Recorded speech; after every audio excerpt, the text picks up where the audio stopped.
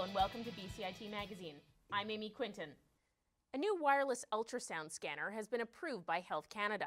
Our reporter Coey Taylor has more on how this device could help improve patient treatment.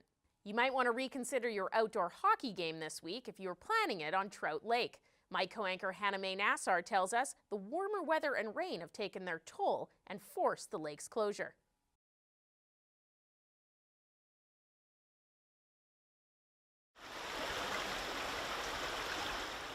Just steps from Ghilardi Way on Burnaby Mountain hides an important ecosystem.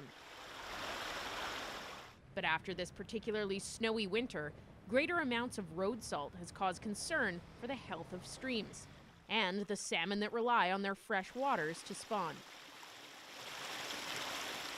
Research project several years ago on the effect of high salinity, and what we found was there was a larger mortality in the salt creek.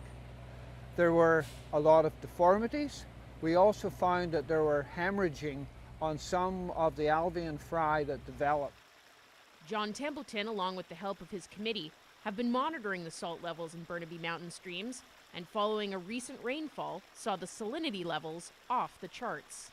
When they put that salt down on the roads, there's only one place for it to end up, and that's in a salmon-bearing stream, which is not good. In response, the city of Burnaby stated that the Environmental Division of the Engineering Department monitors salinity levels in the watercourses, and also stated that, under the right conditions, salt can be the best treatment option for maintaining public safety and combating slippery road conditions. Templeton plans to continue his daily monitoring of the streams and hopes the city will consider the lasting impact of road salt and the importance of these urban waterways. Amy Quinton in Burnaby for BCIT Magazine.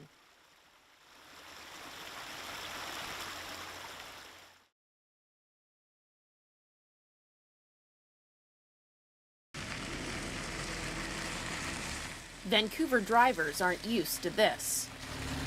Ice and snow continues to be a problem on streets all over the Lower Mainland.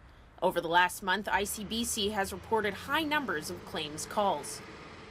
Because of weather and fog and poor visibility and darker days, we do see an increase in crashes.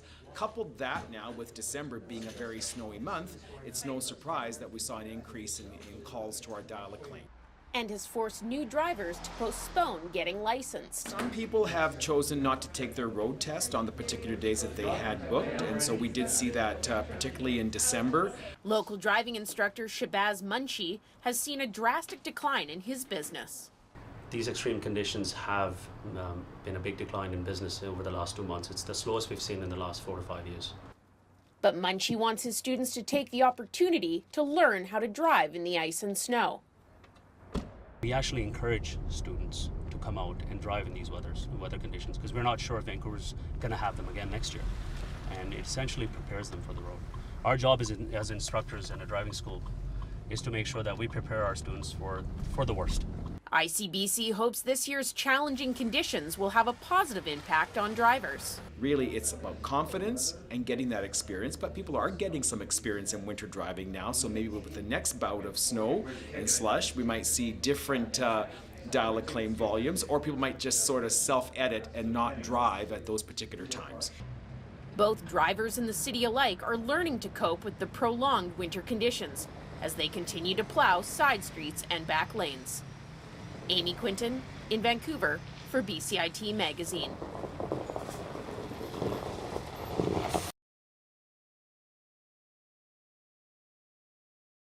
We now go live to our reporter, Amy Quinton. Amy, can you tell us more about Waste Reduction Week? Absolutely, Radhika. You know, it seems like in today's world of social media, we're really inundated with different awareness campaigns, but Waste Reduction Week is one that we should really pay attention to. Its messaging is pretty simple. We just want Canadians to sort of look at their garbage in a different way and realize that there really isn't such a thing as throwing something away. You know, the paper, plastic that you put in the garbage ends up somewhere, and so we have to be aware of the consequences of that. And I'm Amy Quinton, and that was your BCIT Magazine. Thanks for joining us.